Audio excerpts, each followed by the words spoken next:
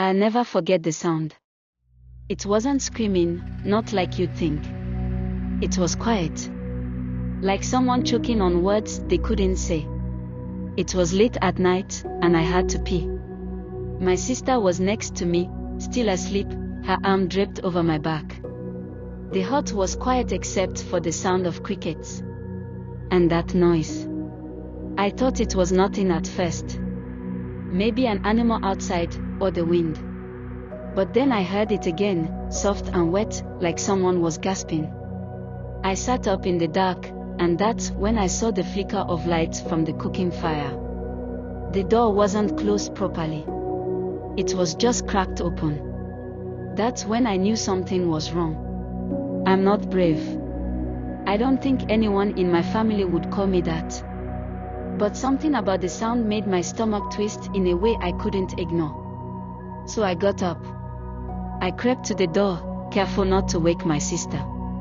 I thought maybe it was the goat or someone sneaking food. But when I pushed the door open wider and peeked outside, it wasn't that at all. It was my uncle. He was on top of her. My cousin, Abini. Her face was turned to the side, pressed into the dirt, and her eyes were wide open, staring at me. She wasn't moving, except for the way her body shook every time he moved. He had one hand over her mouth and the other pinning her wrist to the ground. She wasn't making much noise. Just that quiet, choking sound. I froze. I didn't know what to do. My uncle was the biggest man in the family. People respected him. They listened to him. He always smiled and joked during the day, but now his face looked twisted, like someone I didn't recognize. His shoulders were hunched, and his breath was heavy, louder than the crickets. Abini saw me. Her eyes begged me to do something. But I didn't know what to do. I wanted to scream, to run, to hit him, but I just stood there, shaking. I was scared he would see me. I was scared he would hurt me, too. And then he did see me. He stopped moving and turned his head toward the door. His eyes locked on mine, and for a moment, everything went quiet. I could feel my heartbeat pounding in my ears.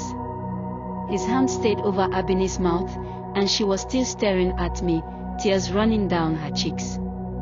"Go back to bed," he said, his voice low and sharp. Now. I don't remember if I nodded or said anything.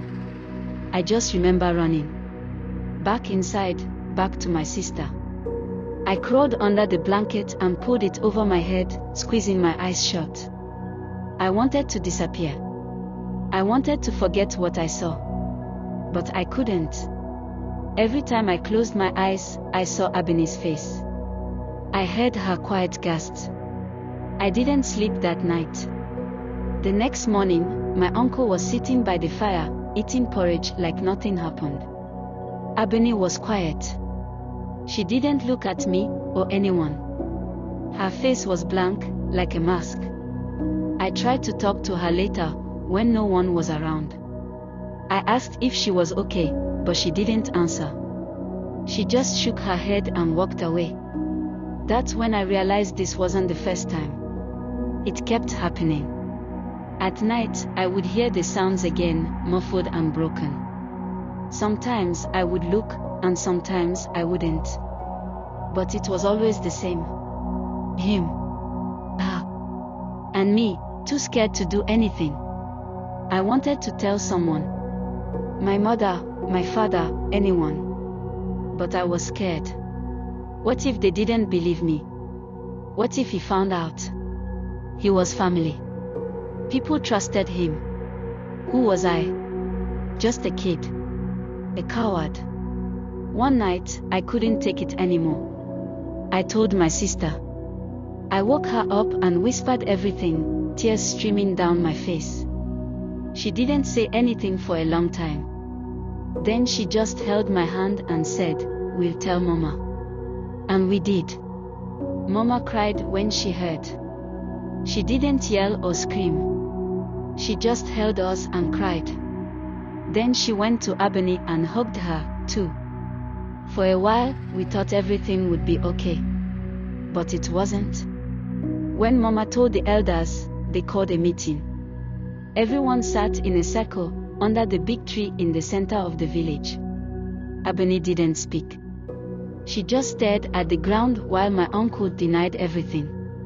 He said we were lying, that we were trying to ruin him. Some people believed him. Some didn't. But in the end, nothing happened. The elders said there wasn't enough proof. They told him to be careful and told us to stop making trouble. Ebony left the village not long after that. She went to live with a distant aunt in another town. My uncle stayed. People whispered about what happened, but no one talked about it out loud. He smiled and joked during the day, like nothing was wrong. But every time I saw him, I felt sick. Years passed. I grew up. I left the village, too. But I never forgot. And sometimes, late at night, I still hear the sound. Quiet. Choking. Like someone trying to scream without making a noise.